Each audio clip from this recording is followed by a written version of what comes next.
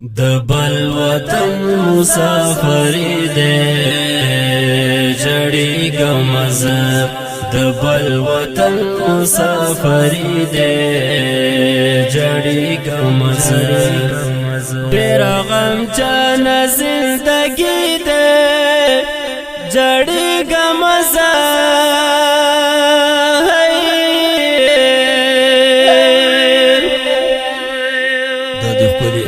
نظم لپاره فرمایش کړی دی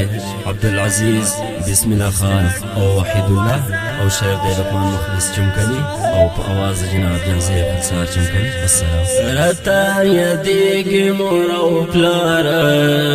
سنگار نکوم غمونه جوړ می کاروبار سنگار نکوم چه پا قسمت میں غریبی دے جڑی گا مزا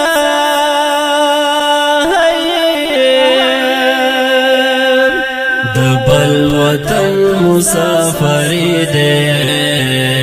جڑی گا مزا دبل وطن مسافری دے جڑی گا مزا پیرا غم چان زندگی دے جڑی گا مزا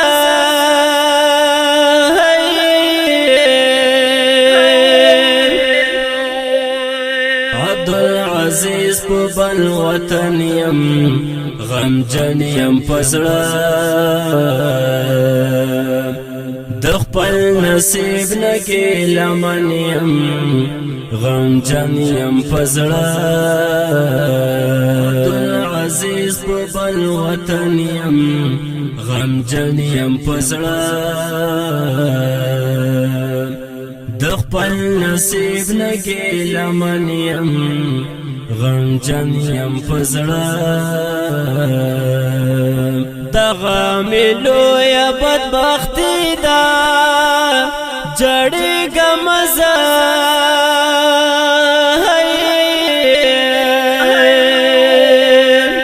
دبل وطن مسافری دے جڑی گا مزا دبل وطن مسافری دے جڑی گا مزا پیرا غم چان زندگی دے جڑی گا مزا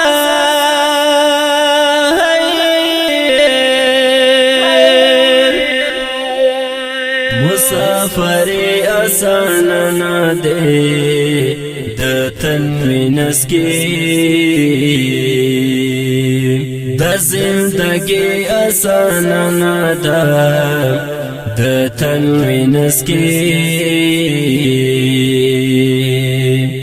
نو د غربت خورا خواری دے جڑی گا مزا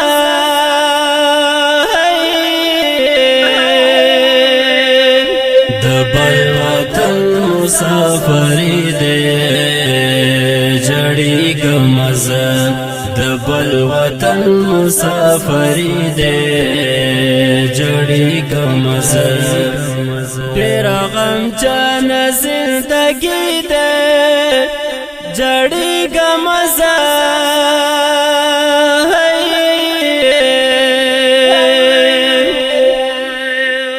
عبدالعزیز رب دی ملشا سبب دی جوڑشا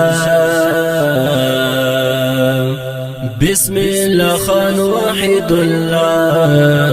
د زړه غمونه ورکشا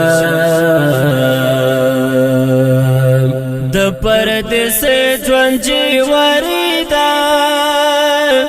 جړی گا مزا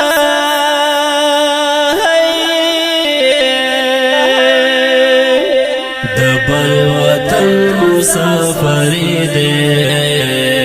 جڑی گا مزا دبل وطن مسافری دے جڑی گا مزا پیرا غم چان زندگی دے جڑی گا مزا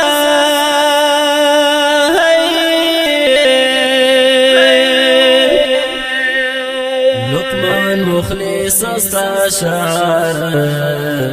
زړګي پرې کوي اور مې زکا په بربار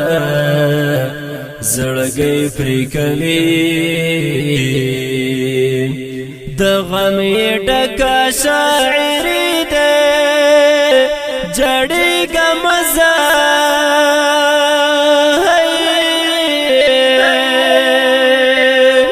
د بل وطن مسافري ده جړې ګمزه د بل وطن مسافري ده جړې ګمزه ډېر غم جن زندګي